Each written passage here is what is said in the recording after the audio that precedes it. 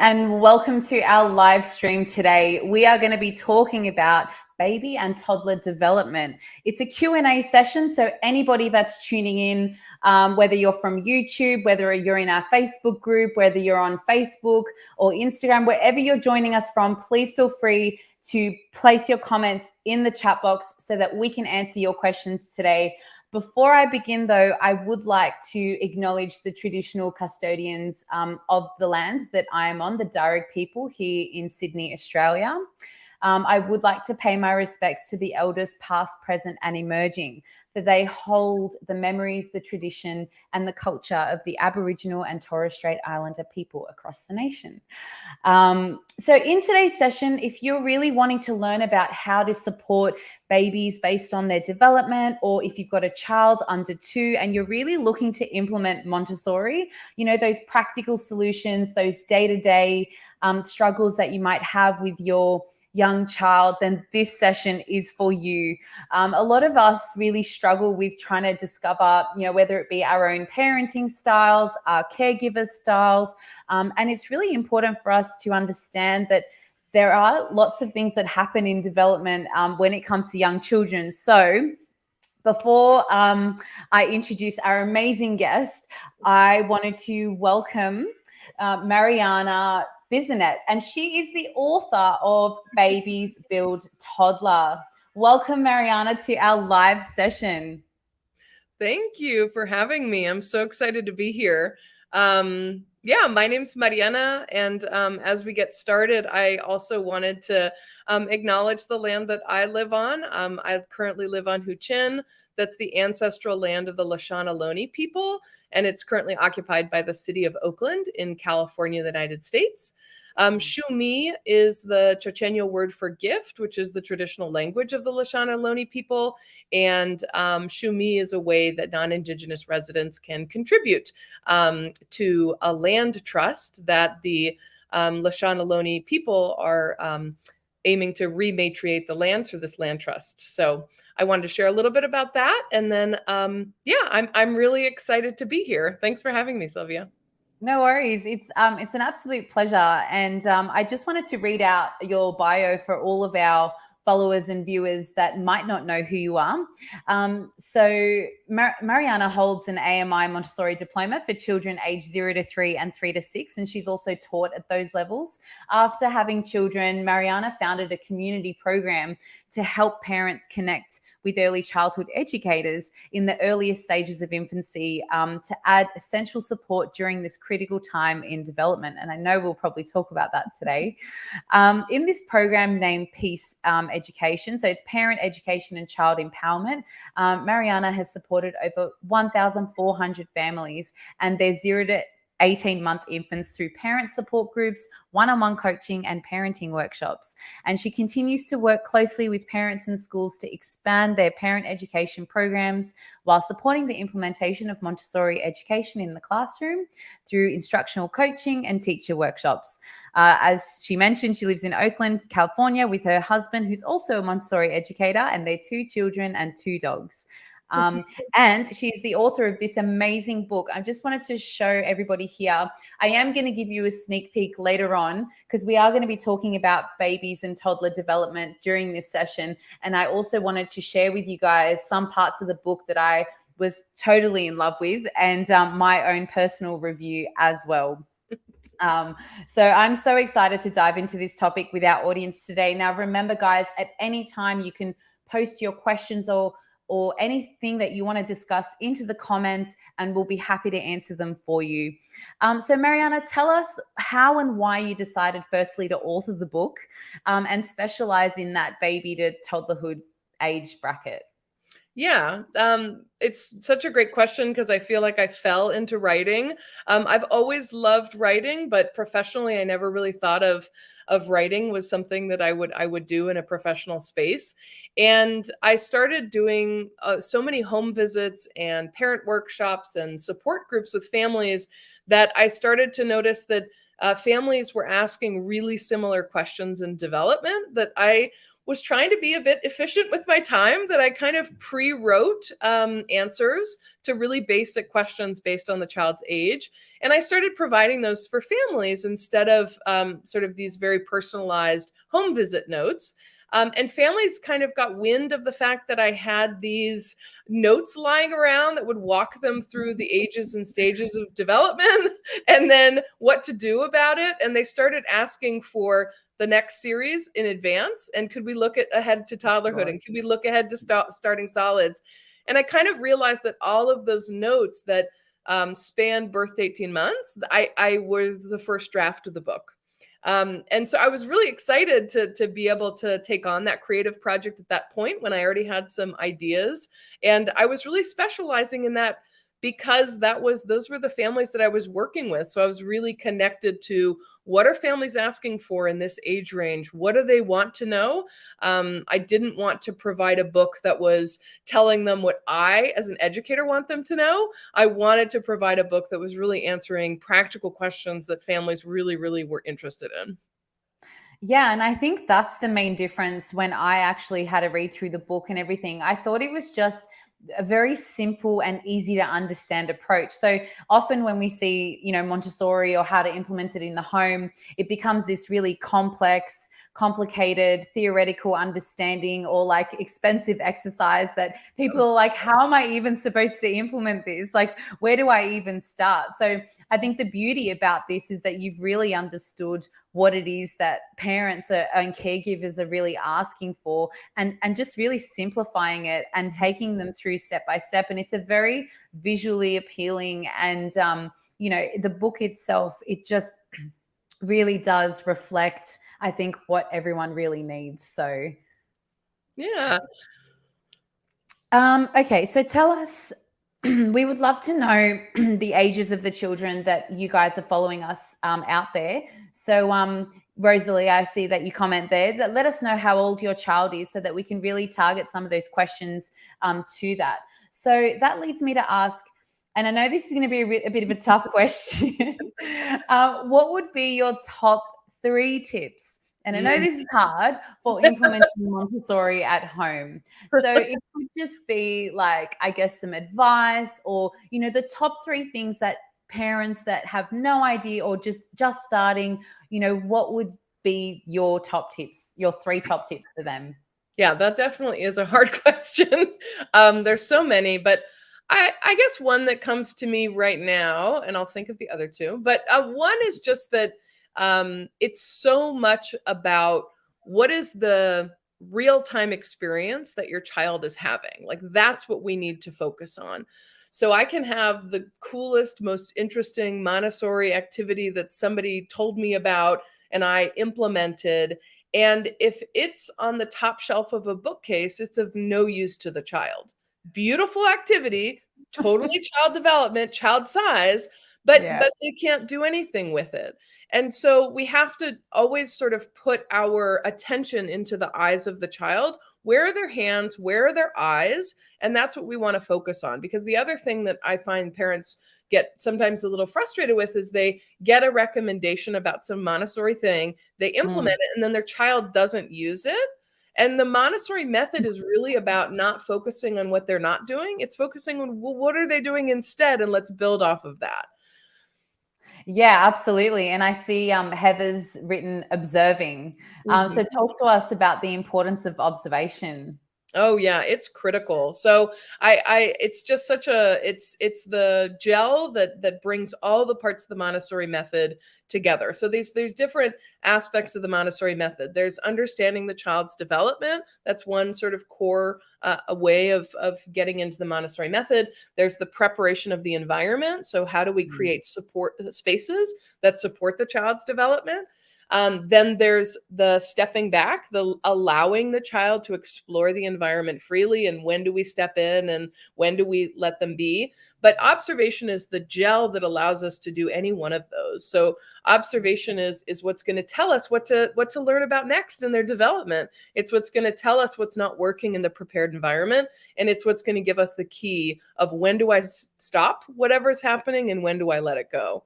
So observation is a tremendous tool, and the more we get to practice, the better at it we will always be forevermore. This isn't a skill that you have forever, and then you can't get better at it. I'm getting better at observation. I'm sure you are, Sylvia, and everybody can just always do more observation to get better at it. Yeah, it is really a lifelong skill to develop, because I guess the hardest thing, and something that you mentioned, was knowing when to step in or step back. And I think that is also a part of observation. So knowing, what's the right time? Does my child really need me in that moment? Or can I just really, sit on my hands, which is the hardest thing to do, and not step in and, either kind of give your child what they're looking for, or, really helping to give them a little bit of space and time so that they can also then be having the opportunity to build their skill set. Because if we step in too quickly and we're not observing what, the problem solving that's happening, the critical thinking that's happening, and really kind of looking for those, especially I guess when we talk about babies, when we're looking for those, those small movements in their hand gestures, or their, cooing, or the eyes, and it's so subtle, isn't it, Mariana? Like, it's not even, so the more that we kind of practice that, like you were saying, the better at it that we get, and we can really then cater the environment, and the home will then not be as stressful, because it's not really about you having to come up with all these grand planned ideas and activities. It's really your child that's going to be driving the learning, which actually makes it a lot easier for you. Definitely. And I think the other thing that comes up for me as we think about development as progressive stages that we're building off of what has come before, the thing with the 0 to 18 month, or even 0 to 3, is they are not able to articulate a lot of what's happening for them that we end up hearing from a 3 to 6-year-old child. And when we start to hear from a 3 to 6-year-old child what's happening, and how they advocate for themselves, and how they let us know what they're working on and what they want help with and what they don't, I think there's an assumption that when we start to hear it, that's the first time it's happening. But really, this is like we're just finally hearing what's actually existed from birth. Yeah. And observation, I have a funny story from when I was a primary teacher, which is that 3 to 6 year age group. I had a group of 4-year-olds that were all 4 and 5-year-olds that were all sort of sitting in a circle, and it was right before summer break, and they were chatting and talking about their summer plans. And then they started talking about that they were going to miss each other, and what they were going to do, and how they were going to maybe see each other. And it was this really sweet moment. And I had one student who was part of that friend group who was painting on an easel, and I was just observing. And the student at the easel sort of comes over to this conversation and abruptly just sort of interrupts and says, "Well, I'm not going to miss Henry." And as a teacher, I thought, and my first reaction was, get in there. I need to stop this. This is a time to intervene. Yeah. But my Montessori hands, I said, I need to at least sit on my hands to get a little bit more information about what's going on before I jump in, because you could see that the child who this person was talking about, they looked surprised. And if I had jumped in, and sort of, it really confirmed to the whole group that this child was being really mean. Yeah. That would have changed the dynamic. But I sat on my hands, and then with a coy little smile, the child who was at the easel turned this paper around, and it was a picture of him and Henry holding hands. And he said, "Because I'm going to see you all summer." And he put this picture in his room. And that was like one of the most amazing lessons in observation. We just get it wrong so many times, that it's to our benefit to sit on our hands to figure out what's going on before we wreck it, before we wreck whatever's happening. And that was that was a much more articulated version of something in the 3 to 6 space that happens all the time with a 9 month old, with a 6 month old, with all these young children. They really are in the middle of something that we don't completely understand. And without observation, we're definitely liable to completely misunderstand what's happening. Yeah, absolutely. And I think that's the key when we're talking about especially nonverbal, when children are non-verbally communicating and we're trying to sometimes guess what it is that's happening. What's some advice that you can give to, I guess, parents or caregivers when they are, observing with their babies or young toddlers? What things can we look for that would really help in that observation? Yeah. So I definitely think that one of the things that we think we're trying to look for in observation is we're trying to look for something amazing. And I think that that's a mistake, that we go in, and when we go looking for extraordinary, we end up seeing ordinary, and we're like, what am I supposed to do with this? The child's just sitting there, and I don't know why this is important, and I have no idea what I'm supposed to do with it. But if you go in noting that the brain can only manage to see what is obvious first. It does not see the details until Mm, we get the obvious out of the way. We have to do it that way because that's how we perceive things in the world, is we notice the details second. And the information and the excitement and the inspiration is all in the details. So if you go in saying, I'm going to look at something completely ordinary, this is not going to be interesting, I'm not going to have an aha moment, I'm just watching my child, that's when you're actually going to start to notice something, because 2 minutes in, you're going to say, well, I've observed whatever I can observe, but I'm actually starting to notice that they're passing something from one hand to the other. And I've never noticed that before. And that's going to change what I offer to them, because now I have curiosity. Well, mm. are you developing the other hand? Is one hand dominant? What are you doing between the two hands? And how does that change your ability to interact with a toy? How does that change your ability to interact with the world? Because if your two hands can, are they working in unison, or are they just holding something together? So by going in and looking for the ordinary, and then sit tight and wait for the details to arrive, I think that that's one of the best ways to observe. And as soon as you see those details, that's when you would go into developmental understanding to say, well, I want to learn a little bit more about where the hand is in the development. It just allows you a much more focused approach to looking up child development information, so you're not sort of wading through a sea of knowledge that you're never going to really get anything out of it. Yeah, that's right. I mean, if everyone dived into all the knowledge that there was for babies and development and stuff, it's so overwhelming that you Yeah. wouldn't even be able to. If anybody wants to comment their observations below or share with us something that they've observed and they're not quite sure about what's going on, please feel free to comment. And I'm sure that we'll be able to shed some light on what's going on in those moments. So we spoke about, one of the top three things being observation, Yeah. and obviously the prepared environment. Is there another thing that you can think of that might be a key or essential? And it could even just be the way of thinking, or the way we, come across something or do something that might help parents that want to really implement Montessori at home.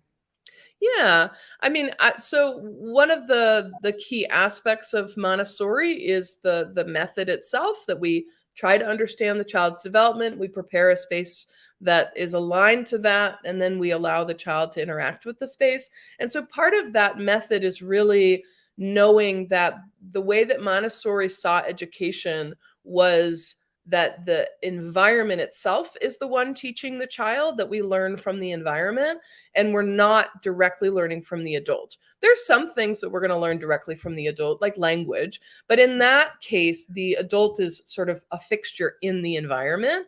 But if Yeah. you imagine, if I tell my child, that the ice is cold, are they really learning that it's cold?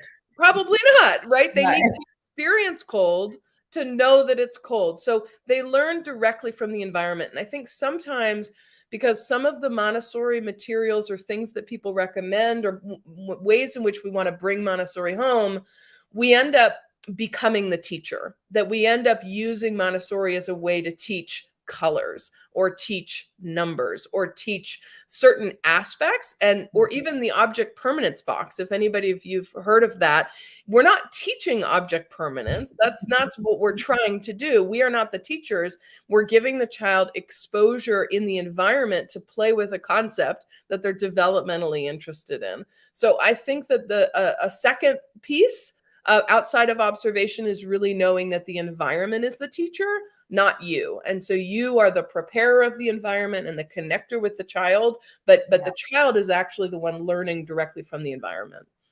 Yeah, and I think that's the absolute beauty, and that's what really drew me to Montessori in the beginning anyway, is because it's really about trying to step yourself aside. So Yeah. like really putting yourself aside and knowing that that knowledge and experience and stuff isn't coming from you, but you're just facilitating and you're supporting. And I think that's really the beauty of being in a Montessori space, because everything about it is really what's giving the child such rich experiences, and they are going to find out for themselves and learn for themselves, and really through that facilitation you can guide them and support them through that, which I think is a really beautiful thing, rather than kind of like forcing your opinion or your thoughts or your what you think might be good for them or what you think their direction should be. So and Maria Montessori always told us that children innately have this drive to learn and explore. So a lot of questions that I get sometimes from parents is, oh, but how is my child going to learn about this, or how are they going to learn about that if I don't teach them? So it's really understanding that we are supporting and guiding their development through their interests, because that's really when they're going to absorb the most and make the most out of their space. Absolutely. All right, Mariana, we have this observation here, and I think it would be great to like unpack it a little bit for one of our Facebook group members. So she said, a few observations for my child: finds and focuses on zippers, inserts items into one another, coin section of a purse, items into a bottle. So very much transferring, tipping and dumping, wraps items around neck like scarves or purses and bike locks. Yeah. What can you tell us about that observation?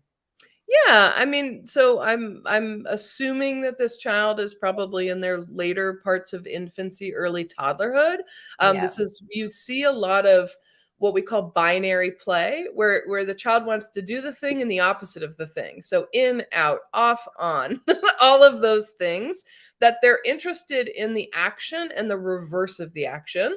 And so that's a really interesting way to understand motor development from the way I see it, in thinking about child development, is that it is completely different, a different motion, a different set of muscles, a different thing that's engaging if I extend my arm versus if I retract my arm.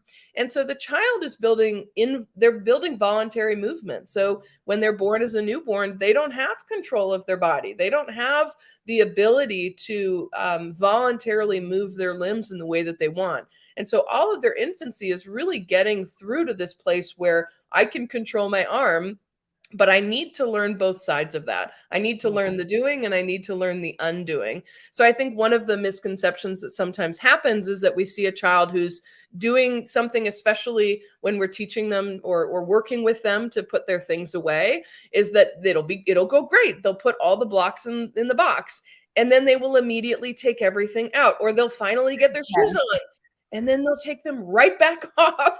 And just to remember that this is a child who learns through repetition. And Yes. when you notice the binary, you're just go in expecting that when they put on their shoe, they're going to want to take it off. So, we have to navigate that. Obviously, sometimes we do have to get out the door, but we're going to go in not expecting them to leave that shoe on, especially when we're noticing a binary. And it's actually really helpful to their voluntary control of movement, because if they can control the outward and the inward, they're going to have so much more of an understanding of their body, and then be able to use that body to do all the really cool things they want to do.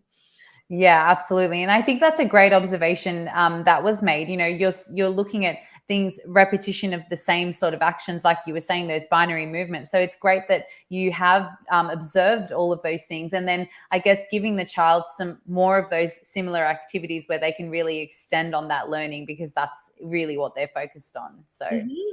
And one thing that you did mention, Mariana, was the expectations. So I think expectations is one of the biggest things that I find, that really hinders not only our own kind of journey with Montessori, but mostly for the child, because we have this certain idea of how we think or how we expect the child, oh, they've just put their shoes on, great, right, done, tick. Adult mind says tick. But then the child is actually, like you said, really developing that repetition. So repetition, when children repeat, so whenever you see a child repeating the same activity over and over again, it's like they are trying to perfect that and master that specific skill that they're trying to learn.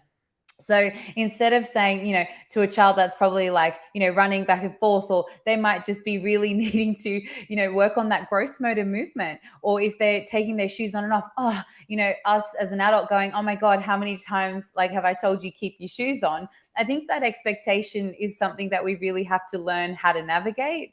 Do you have any tips for, I guess, people that, when we see ourselves having these expectations, or we might not understand something that a child's doing, and how can we really kind of, hone in that expectation, or know that that's maybe something that they're just developing? Yeah, I mean, I think that especially a toddler, they wear their development on their sleeve.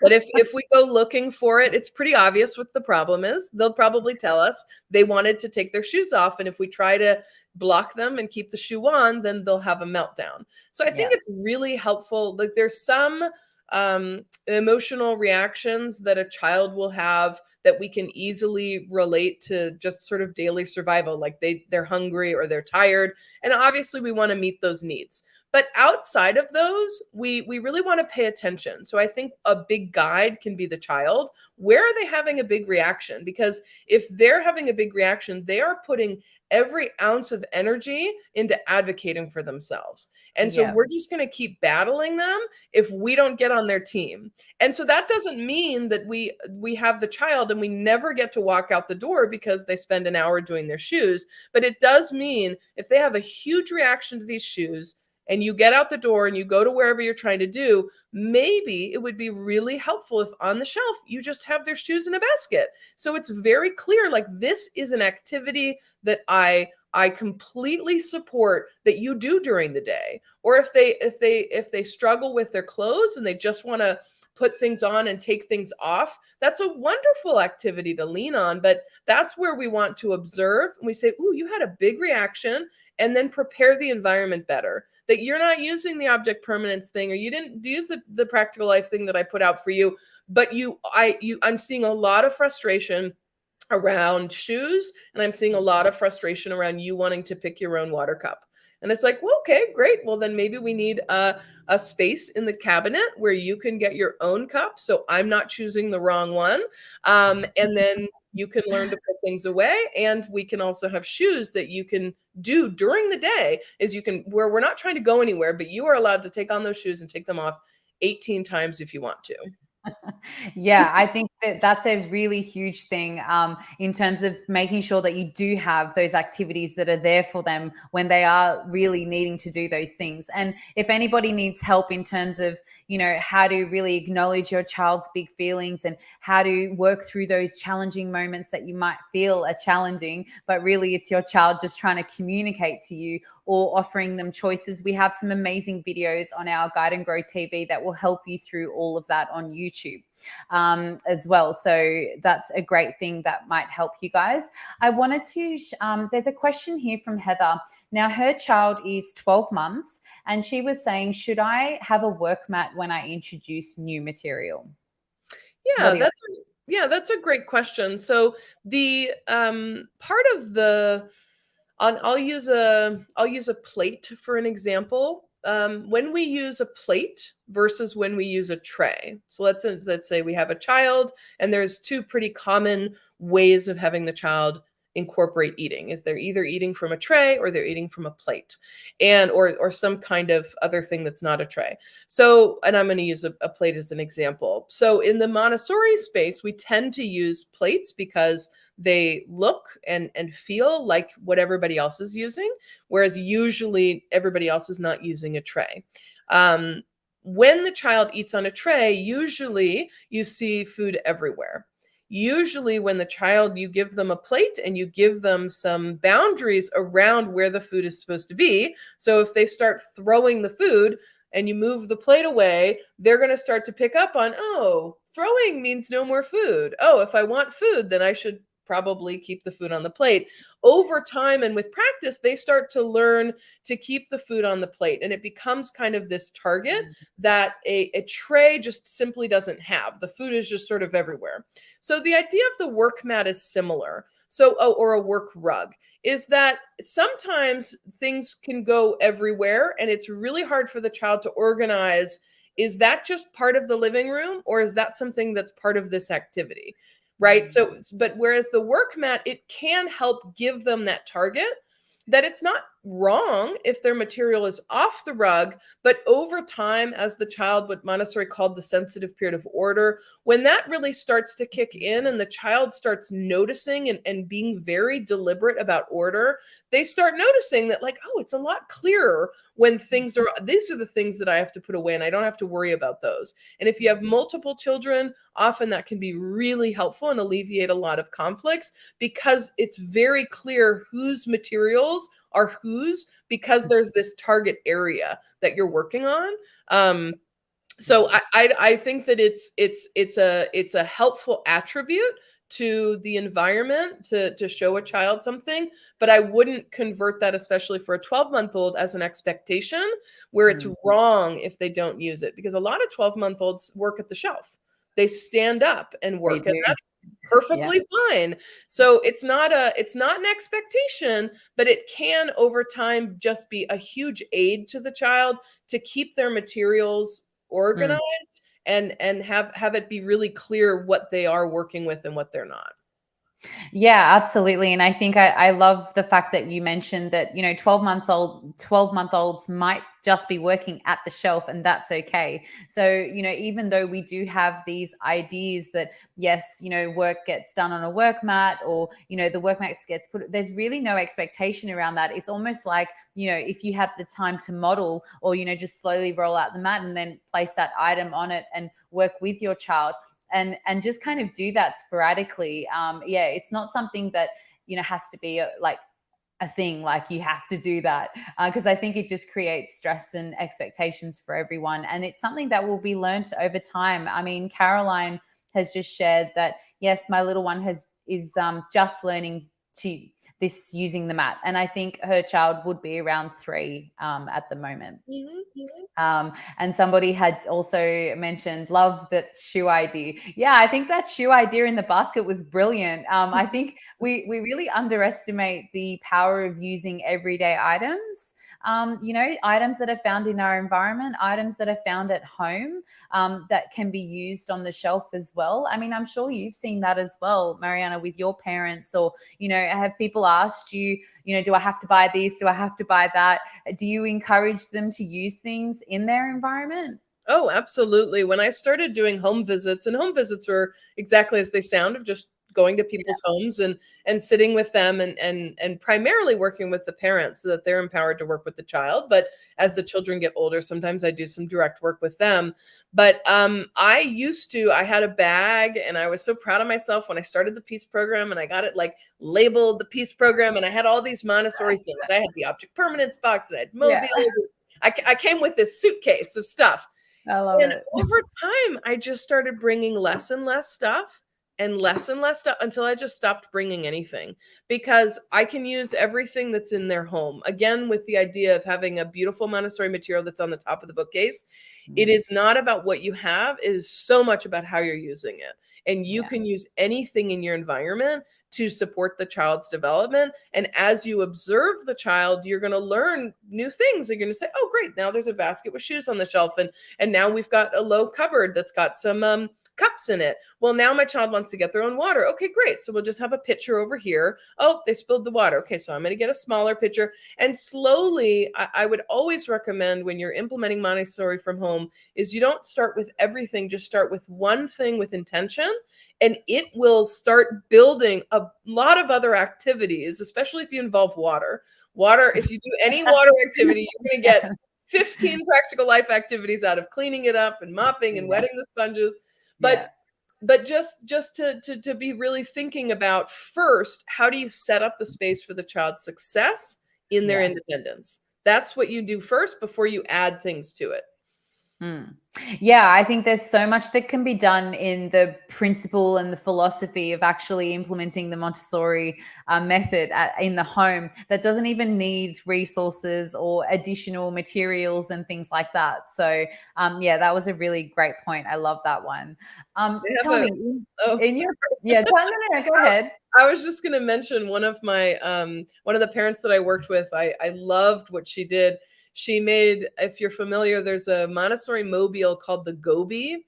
And it's for those of you who don't know, there's a series of 5 colored balls, and the color grades lighter as you go up, and also the length of the ball gets shorter as you go up. So it's a pretty iconic Montessori mobile. It's a lovely mobile. If you try and DIY it, if anybody has tried that, you are wrapping those balls for days and days, and it's a lot. And then sometimes when you purchase it, it can be one of the more expensive ones because of all of the wrapping. Whereas some of the other mobiles are more paper-based, that it's a paper product that's being hung. So one of my clients, she took yarn. Yarn is really easy to get multiple different colors. So she got a different yarn, very inexpensive. She got like the scraps from the fabric store. And then she made puff balls out of the yarn, just taking about maybe, I don't know, 3-inch spread. And then you tie a knot in the middle, and then you've got a little puff ball. And she just made it look like a goby, and she got a stick from the woods, and she used some sewing thread, and it was the most beautiful goby, and it was probably $3. And it took her hardly any time. So just to say that there's a lot of ways, if you know what the intention behind the activity is, for you to make it yourself, especially in the 0 to 3 space. Yeah, absolutely. I mean, the most common thing that I've seen when I go on home visits or with babies that are into like emptying and going into all the kitchen cupboards, all I recommend is that there's one drawer that's their drawer, a low drawer in the kitchen, that there are containers and whatever else it is that they want to actually take out and put back in, that's specifically for the baby. And you'd be surprised for all the time that you keep saying, oh no, don't, you can't come in here, don't do this, don't do that, don't open this, or it's actually amazing how one small thing that you adjust in the space to cater for your baby's needs, or to really just see that, hey, they just need that drawer with some items in it that they can actually explore and do, makes such a huge difference to the space. Yeah, I call those discovery drawers, and I have those in the movement chapter of the book. And really it's locking all of the ones, and then that lowest one. And I always talk to families about, don't tell your child that it's there. Don't sort of make a big deal out of it. Let them discover it. And if you have a home office, if you work from home and you're on Zoom calls and trying to do this, you can also do this if you have an office cabinet. Lock everything but that bottom drawer, and have things that are baby safe for the child to find in there, because wherever you are, they're probably going to want to be in your vicinity. And if there's something that they can independently access and sit next to you and play with without interrupting, then it works for both people. Yeah, absolutely. Absolutely, it does. Okay, so I've got another question. And if anyone has any other observations or things that they want to discuss, please feel free to comment. We'll be happy to take your questions in regards to baby or toddler development. What do you see as, I guess, the biggest struggle that parents have had, or that you've seen in your experience when you do go to home visits, or what is something that repetitively comes up and that you think would be helpful to discuss? Self-care for the adult, I would say that, because By taking care of you, you actually are creating more bandwidth for your child. You will have a less shorter fuse when they have a tantrum. You will have the ability to take that one step back to say, what could be going on here? Do I actually have 5 minutes for them to figure this thing out with the shoe? Or do we Yeah. actually have to walk out the door right now? That is 100% the thing that parents struggle most with, is not prioritizing even their basic needs. A shower is almost like this glorious thing. But we really, as parents, we need to take care of ourselves, and we need to enlist community and partners if they're available to really be able to balance the task of parenthood, but also to show up for everyone to meet their own needs. Because if parents play and primary caregivers play such an important role in the child's life, and that role there's so much that we're trying to do, right? Especially when we think about the Montessori method, we're trying to learn about child development, or try to understand why our child's doing something, which is, child development. We're trying to prepare this environment, and we're trying to observe and sit on our hands. All of that takes a tremendous amount of executive functioning that we're just not going to have if we don't take care of ourselves. So that's I would say that's the absolute number one thing. If taking care of you is taking care of your child. Yeah, absolutely. I feel like not enough caregivers do place enough emphasis, and it's conscious. It has to be a conscious emphasis and effort that you make, because we don't ever habitually think about ourselves, right? It's always this, meeting the needs of the child and meeting everyone else's needs, and, always constantly being on this schedule, and not really having the time for ourselves. And I think it's really intentionally making that time, whether it's, I am going to make that time for my shower every day, or, and then find a way to actually make it happen. And, make yourself accountable for that, or have your partner help you to be accountable for that. But really find that support in your environment, in your space, to be able to support you to have this continual self-care. Because exactly what you mentioned, it really does alter the way we feel, the way we think, the way, just that moment, that few minutes in the shower without a child screaming down the door, which hardly happens. But, in an ideal world, or that cup of tea or whatever it is, I think we underestimate the value of having self-care in our lives. And I think that every parent out there, either share with us what you do for self-care. It would be great to share ideas. We do have a comment from somebody. Love the bit on self-care. I would like to ask about putting work away. My 3-year-old school guide said she's struggling to put away materials because she's so excited. She mixes 2 to 3 works together. At home, she helps to tidy her activities in our Montessori home. How can I support her further? Maybe she just wants to be creative and mix help. I love that. Yeah, I mean, it's so interesting about the child as they grow. There's these really distinct stages. So the 0 to 3 child is really distinct from the 3 to 6 child. So you're definitely moving into a different stage of development. And I'd say that there ends up, because of the child's capacity and their independence. If we think about the 0 to 3 child, we are a connector between them and their world. We have to translate for them. We often speak for them. We have to transport them places. We have to introduce them. If somebody's talking to them, we have to navigate if they're feeling reserved, and how are we going to, manage that? We are often in the middle between them and the world. But the 3 to 6 child, we actually move out of that. And the child, because of their language capacity and their independence, they can connect with the world directly, and we become a mediator. And so if we keep putting ourselves in the center, the child isn't going to be able to connect with their peers, or, the other kids, or the other parts in their world that they're trying to. And so we're more of the mediator, where we're trying to help them. If they have an encounter in their world and they don't know how to handle it, then we can help them and give them some tools and ideas.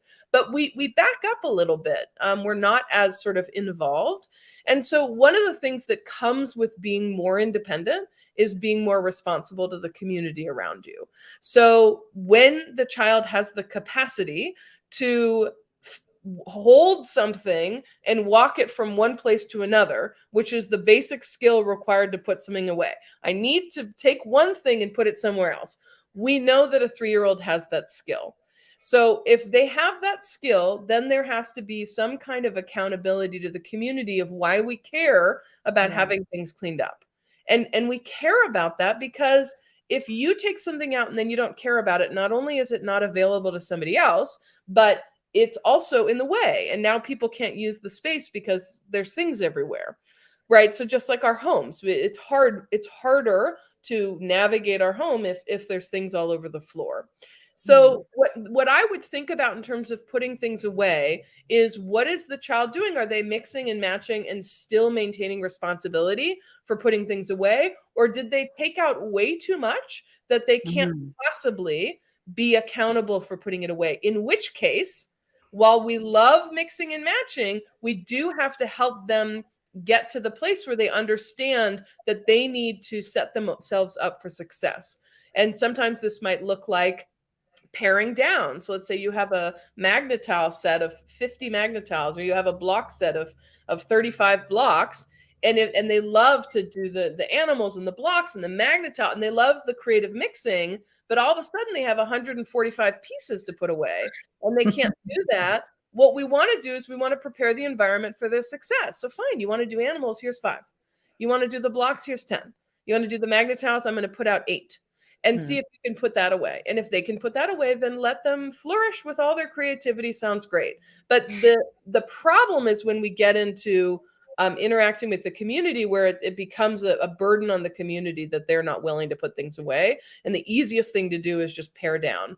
And if they want the stuff back, then great, be accountable. And if they don't, then great, we'll just pare down. It becomes their choice and what they can do. Yeah, absolutely. And I think that it's a great way that you explained, I guess, the different stages that they move through from the 0 to 3 to the 3 to 6, and the sense of responsibility and the natural consequences of what it is when they do or do not contribute to their kind of space. So that was fantastic. Thanks so much for sharing that with us. I have another question or a statement from Natalie. Natalie said, Hi, first I'd like to say that I absolutely love your book, Natalie. I can totally agree with you, and I can't wait to give my little review / plug after we have our discussion and show you guys who haven't read the book some amazing things in here. My 11-month-old daughter is currently obsessed with the lockbox. She loves opening and closing the different latches, as well as putting things inside the box and taking them out again. Do you recommend any other activities or toys that will support these newfound interests? Thanks. Yeah, I mean, I think that's a great one. It's really fun. You can try out different locking and latching mechanisms, right? So probably a key and a lock is probably is going to be a little down the road, but if the child's interests maintain, that can be really fun for a 2-year-old or so who wants to do some keys and latches. I think that the real gem here is not necessarily to add more activities, but just to be okay with the fact that she's going back to this one, right? So she keeps going back to one. That doesn't necessarily mean that we need to get her 5 different versions of this. It means that this one is meeting a developmental need and she's excited about it. And sometimes if we introduce other activities too early, then she could have been satiated with this lockbox, the only one that she had, but now there's this novelty, and I'm just playing with the other things because of novelty. Whereas right now, the more she plays with just that one toy, the more she's going to learn about all the different things. She's going to learn about the dimension of each of those little holes to see what fits inside. Do all of my trains fit inside, or is it actually just these sized ones? She's exploring and learning so much about spatial awareness and dimension, all of that from this one toy. So if a child is completely immersed in a toy and happy, that would be a great time to just let it be and say, that is wonderful. And I don't necessarily need to add to it because so much is happening in this one toy and experience. Yeah, I absolutely love that advice, because we always think, oh, we have to do more, we have to add more, we have to extend, we have to, and I think it's just like you said, a matter of just, allowing that moment to really, and observing and watching the beauty that's unfolding and all the thinking that's happening, and like you said, that kind of an activity can have so many different outcomes and things that they're learning and exploring. So really just being okay and satisfied that you are doing the best, as a parent or as a caregiver, by just, sitting back and watching your child who is obsessed with the lockbox. And sometimes Um, that's a great time to make yourself a cup of tea. yeah, right. Take it as an opportunity, Natalie. That's what Mariana's saying. Have some time for yourself. There are also just like opening and closing containers, like different containers that you find in the kitchen cupboard, or things like that, so they can put things in. I mean, that's just another idea. Okay, so we're going to go on to the emotional side of things. It is slightly for an older child here. We've got a question from one of our listeners today, or viewers. And she said, my son's 3 years old and we started sending him to a Montessori. He got an ear infection, and then we did send him back a week after. And so was quite unwell. And then he started saying that he doesn't want to go to Montessori.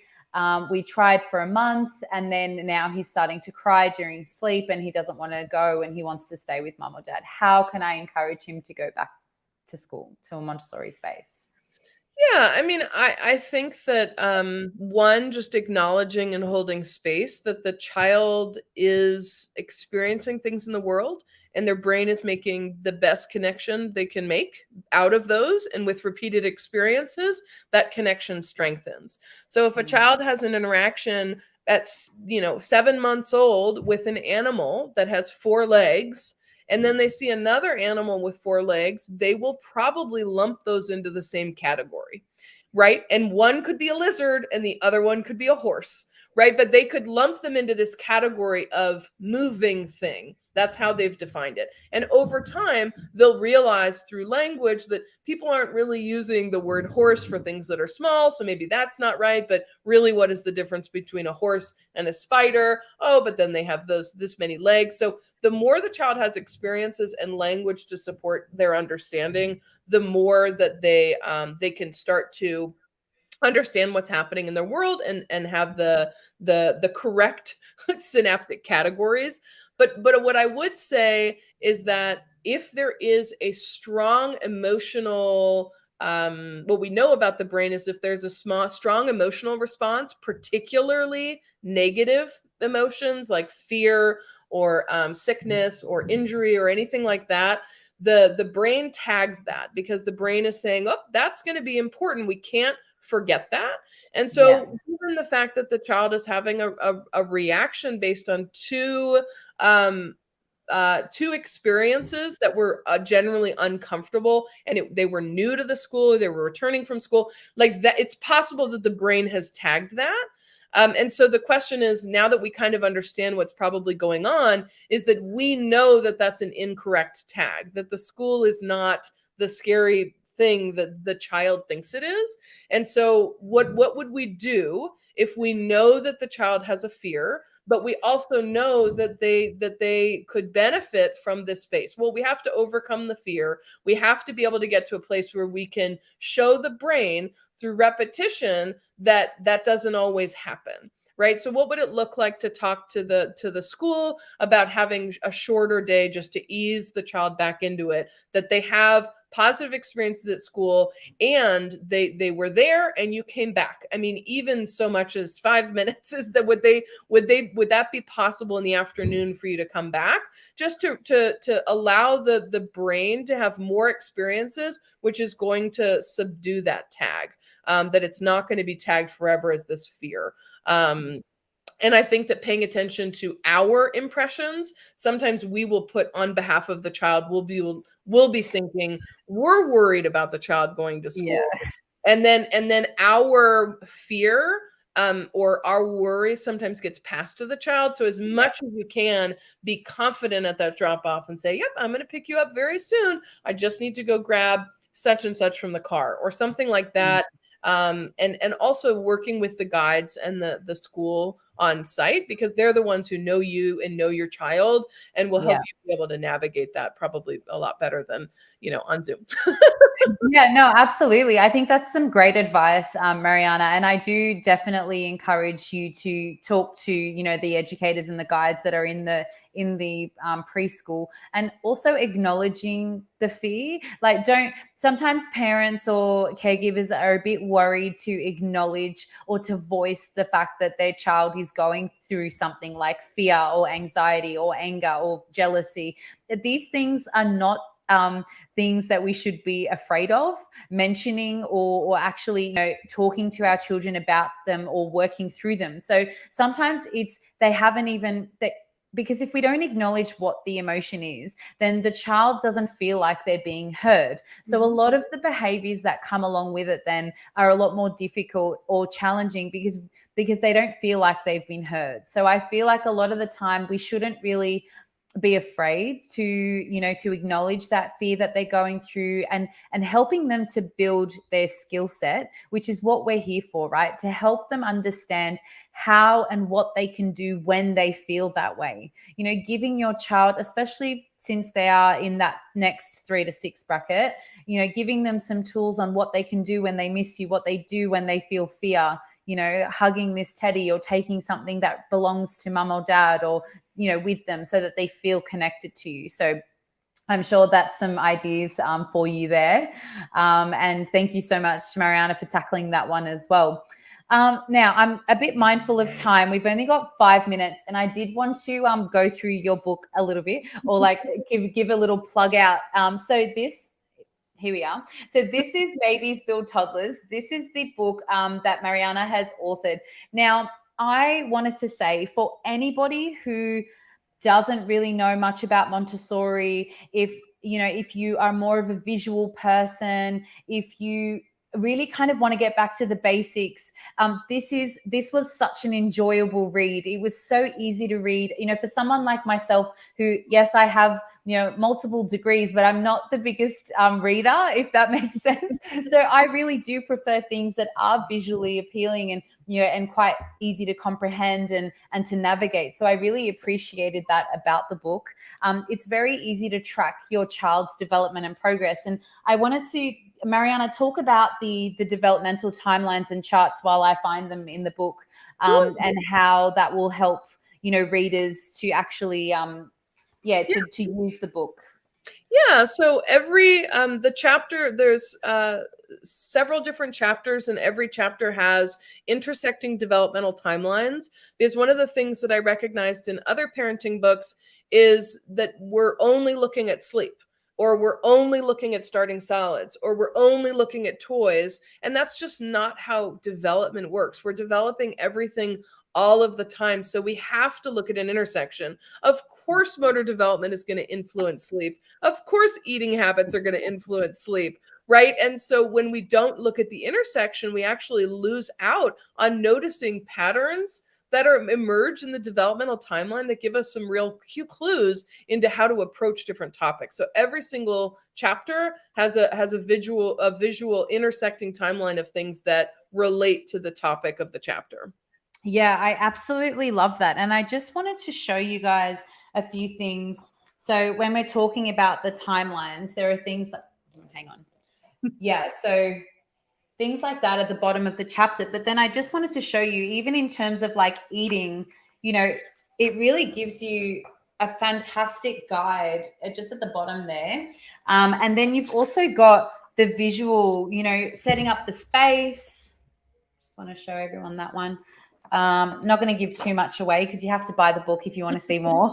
But, even when we're talking about sleep and development, you've really kind of sectioned it out, to each of the age brackets, so that, people can have a better idea of what to expect or how to navigate that. And it's not telling them how they should be doing things. The best thing I found, about this book is that you really are telling families, here is what I feel, and this is but you need to do what's best for you. And I think a lot of the time, people miss that and they think, oh, this is the way I need to be doing things or this, but really you just need a beautiful guide like this to support you to be able to make your own choices for your family. Isn't that right? Absolutely. Absolutely. I think that in so many spaces we're told what to do, and then our relationship with that advice is I'm either going to love it or hate it. Like I just that's my relationship, as opposed to helping to have a real clear reference on development and say, here's what Montessori thought about this, but you can also take this or leave it and come up with your own ideas. This is all the Montessori method is we're starting with development and then coming up with practical ideas that help us in our day-to-day as parents. Yeah. I mean, I've read so many. I think I've read every single Montessori baby and toddler book, and this has to be one of my favorites. It's inclusive, it's representational. The visual aspect of it is just phenomenal. Like even these beautiful developmental timelines that you have, to show parents what they're going through in that moment, and then referencing the page that they can access that information. It's so quick and easy for them to do that. So it's definitely going in my my top 10, my top 3 must-haves for all parents out there. We'll definitely link the book in there. And also, Mariana, if you wanted to link everyone to your amazing work, I know you have some exciting projects coming up. So please feel free to link your socials below. If you haven't already, you need to follow Mariana with what she's doing. It's been such an eye-opening and educational session with you today. So I know that for myself and all of our viewers, we've really enjoyed having you. It's been so great. I'm not actually sure how to chat because I don't see my ability there, but I will share them, or I will share them with you, Sylvia, and then we'll pop them up. So we'll pop them up on all of our live streams. For anybody that is watching this as a replay, #replay, let us know where you're replaying from, and we will definitely include all of the links to Mariana's work and to the book, so that you guys can have a piece of Babies Build Toddlers in your home. It is definitely one that you should not be missing on your bookshelf. And thank you so much for joining us from America. I really appreciate it. Thank you so much for having me. This was loads of fun. That's all right. We'll definitely do it again. Okay, sounds good. All right, everybody. Take care. And thank you so much for joining us on this broadcast. Bye.